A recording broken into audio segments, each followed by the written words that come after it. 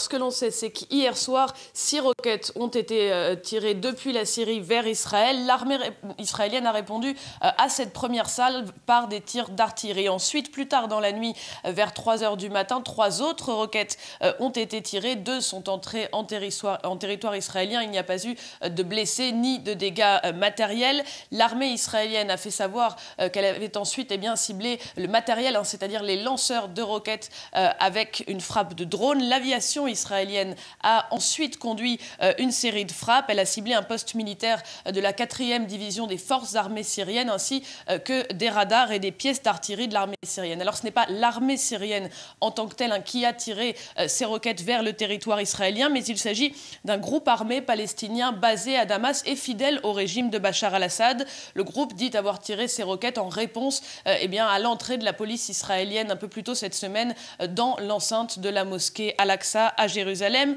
Il faut rappeler qu'il y a 2 jours, 34 roquettes ont été tirées du sud-Liban vers Israël. L'État hébreu a insisté sur la responsabilité du Hamas, façon d'éviter de diriger sa réponse vers le Hezbollah libanais et de s'engager dans une confrontation beaucoup plus importante. Toutefois, il y a une volonté des ennemis d'Israël de connecter les fronts. C'est ce que nous dit une source militaire à la fois à Gaza, au Liban, en Syrie, en Iran. Et c'est une rhétorique d'ailleurs qui est très présente dans les discours du chef du Hezbollah libanais, Hassan Nasrallah, qui répète régulièrement l'importance d'afficher une unité des fronts. C'est ce que l'on voit aujourd'hui, même s'il s'agit d'attaques suffisamment mesurées pour éviter une crise beaucoup plus large. Et ça, Israël en a conscience. Vendredi, selon la presse israélienne, le chef du gouvernement, Benyamin Netanyahou, a été clair avec ses ministres. Il leur a dit que le pays devait éviter de se laisser entraîner dans un conflit d'envergure.